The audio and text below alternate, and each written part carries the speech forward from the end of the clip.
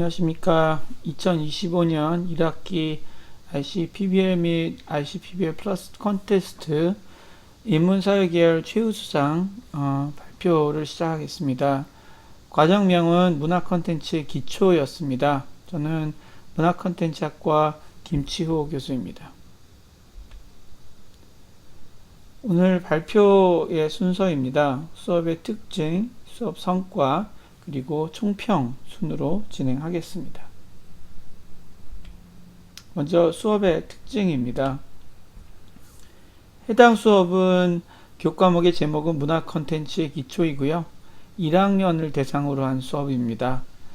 전체 수강 인원은 45명이었고 팀은 9개 팀, 팀별로 5명이 배치되었습니다. 강의일은 화요일에 오후 1시부터 4시까지 진행이 됐고요. 수업 목표는 문화 콘텐츠의 장르별 이해 그리고 산업의 구조에 대한 이해를 학습하는 과정이었습니다. 교과목의 주요 주제는 영화, 방송, 음악, 한류, 테마파크 등을 포함하고 있었습니다. 모듈 1의 개요입니다. 모듈 1에 있어서는 CJENM의 글로벌 컨텐츠 판매 전략을 수립하는 내용이었습니다. 학습 목표 및 내용은 학습자가 해당 시나리오를 통해서 방송산업을 이해하고 방송산업 중에서 글로벌 컨텐츠 판매에 대해서 학습하고 글로벌 컨텐츠 유통 프로세스를 이해하고 적합한 컨텐츠를 타겟 국가의 방송사 또는 플랫폼에 제안하게 되는 방식이었습니다.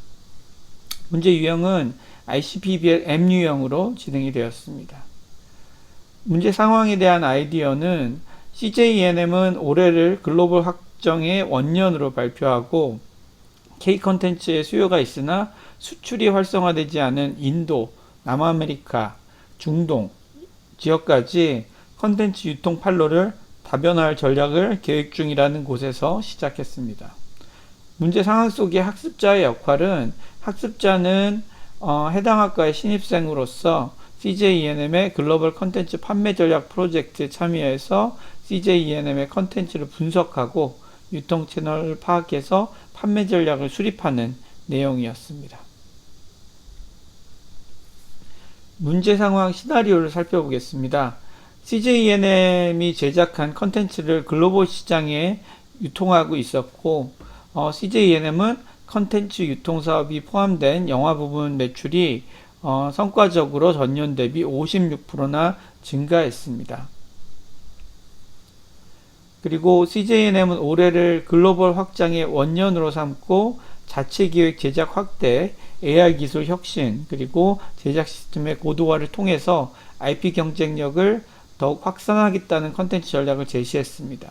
특히 K 컨텐츠의 수요는 있으나 판매가 부족한 인도, 남아메리카, 중동 지역까지 컨텐츠 유통 판로를 다변화할 계획 중이었습니다. 그래서 학생들은 이 컨텐츠에 대한 검토를 하고 해당 시장에 진출할 경우에 한국 컨텐츠를 구매할 동기가 있어야 되는데 현재 시청률이 낮은 것에 대한 대응 논리를 개발하는 것을 목표로 삼았습니다. 두 번째 모듈에 대한 개요입니다. 두 번째 모듈은 서울랜드 입장객 유치 그리고 증가 방안에 대해서 했는데요. 학습자는 해당 시나리오를 통해서 테마파크 산업을 이해하고 테마파크에서 입장객 증가에 미치는 요인들을 분석하고 또 솔루션을 제시해서 입장객 증가 방안을 제시하게 되는 것이었습니다. 이 역시 ICPBL M 유형으로 진행이 됐고요. 문제 상황 아이디어를 살펴보면 서울랜드는 올해 날씨의 영향으로 줄어드는 입장객에 대해서 고민 중이었습니다. 날씨의 영향, 대중교통 이용 방안, 20대, 50대 타겟 시청자, 그리고 외국인 방문객을 확대할 수 있는 방안에 대한 솔루션이 요구되었습니다. 결국 학습자는 경영진과 미팅을 통해서 서울랜드의 고민을 직접 청취하고 팀원들과 검토해서 방안을 제시하는 것이 목표였습니다. 문제 상황 시나리오입니다. 서울랜드는 1988년에 개장한 국내의 최초의 테마파크입니다. 올해 같은 경우에는 주말마다 비가 와서 입장객 숫자가 떨어지는 문제가 있었고, 또 다양한 계층의 입장객 방문이 유도가 필요한 것이 서울랜드 경영진의 고민사항이었습니다. 그래서 학생들의 입장에서는 비가 오거나 눈이 오거나 너무 춥거나 더울 때 입장객을 유치하고 입장객에 대한 대처 방안, 그리고 자가용이 아닌 대중교통을 많이 이용할 수 있게 유도할 수 있는 방안, 그리고 타겟 고객으로서 20대와 50대 입장객을 늘릴 수 있는 방안, 그리고 국내 거주 외국인 또는 외국인 여행자를 유치할 수 있는 방안에 대한 부분을 모색하는 거였습니다. 이 외에도 서울랜드의 입장객을 유치하고 증가에 도움이 된다면 다양한 방안을 제시할 수 있을 것이다 라는 것이 주어졌습니다. 전체 강의 계획서입니다. 그래서 보시는 것처럼 4주차부터 모듈 1에 대한 문제가 제시되었고요. 9주차에 모듈 1의 최종 보고서 그리고 프레젠테이션이 진행되었고, 모듈 2 같은 경우에는 11주차부터 15주차까지 진행된 것을 보실 수 있습니다. 수업의 성과입니다. 모듈 1의 현장 연계 활동의 경우는 온라인으로 진행이 됐습니다. 출장이 잦은 김도연 국장, CJ-ENM의 김도연 국장 같은 경우에 CJ-ENM의 글로벌 컨텐츠 판매 전략에 대해서 학생들에게 설명했습니다. 모듈 1의 결과물입니다. 학생들은 국가별로 분석을 했고, 각 국가 내에서의 해결 방안 그리고 판매 전략을 수립을 했고요. 그 국가의 추천 작품, 컨텐츠에 대한 내용을 정리를 했고요. 또 제한 컨텐츠를 판매할 경우에 얻을 수 있는 기대 효과와 예상 규모에 대한 부분도 측정을 했습니다. 모듈 1에 대한 전문가 평가 및 피드백입니다. 보시는 것처럼 발표가 잘 되었고 전달력이 좋았다라고 전반적으로 평가를 했고요.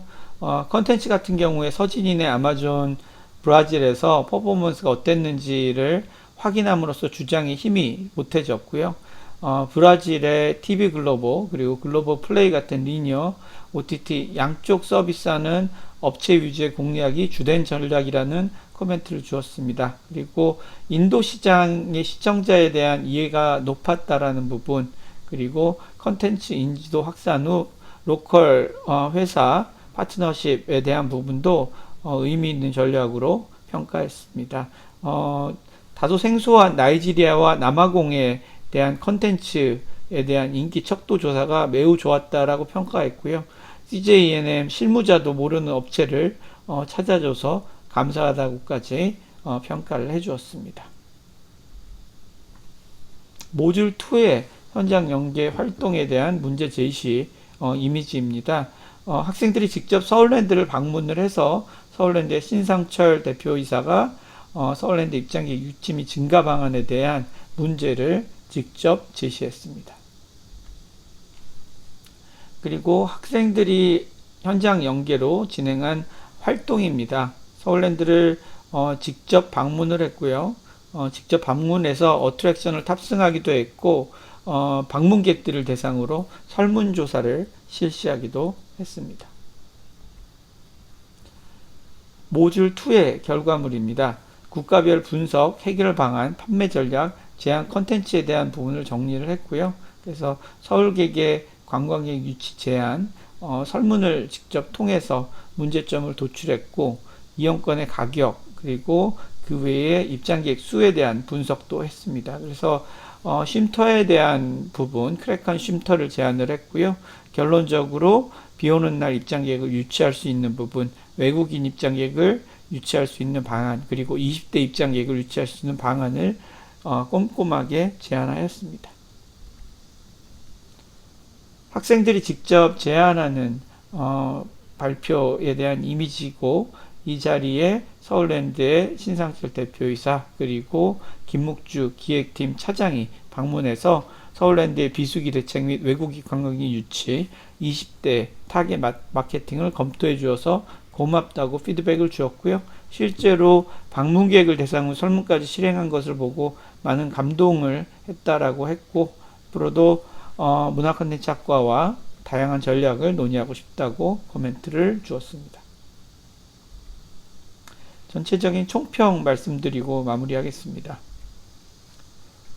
학생들은 모듈 1에서 시장을 인도, 멕시코, 브라질, 스페인, 아프리카로 선정하고 각 시장의 특성을 아주 면밀하게 분석을 했습니다. 또 산업에서 통용되는 리포트와 논문을 직접 찾아보고 고민을 하기도 했는데요. 발표까지 굉장히 프로페셔널하게 수행했다라고 판단할 수 있습니다. 두 번째 모듈 서울랜드의 경우에는 최고 경영자가 직접 문제를 제시하고 발표를 청취했는데, 학생들은 여러 차례 서울랜드를 직접 방문하며 문제 해결을 위한 노력을 하였습니다. 그래서 솔루션을 서울랜드뿐만 아니라 이 서울랜드의 부지를 소유하고 있는 서울시와도 연계해서 외국인 관광객을 유치하는 방안까지 확대해서 기업에 대한 공헌을 할 수 있었습니다. 본 과정 같은 경우에는 굉장히 우수하고 차별화된 부분을 말씀드리면, 올해 같은 경우에는 처음으로 라이언스 칼리지 학생도 문화 콘텐츠 학과 전공 학생들과 함께 참여하게 됐고요. 글로벌 시장에서 한류를 선도하고 있는 현장 전문가를 통해서 특강도 청취를 했고, K컬처의 리더로 성장하는 학생들이 무엇보다 의미 있는 수업으로 들었을 거라고 생각을 합니다. 테마파크에 연관된 부분 같은 경우에는 현장을 직접 둘러보고 이용자의 관점을 이해하고 기획자 역할을 수행했다라는 부분들도 의미가 크고요. K 컨텐츠 같은 경우에도 직접 컨텐츠를 시청하고 선택하고 판매 전략을 수립한 부분도 의미가 있다라고 생각합니다.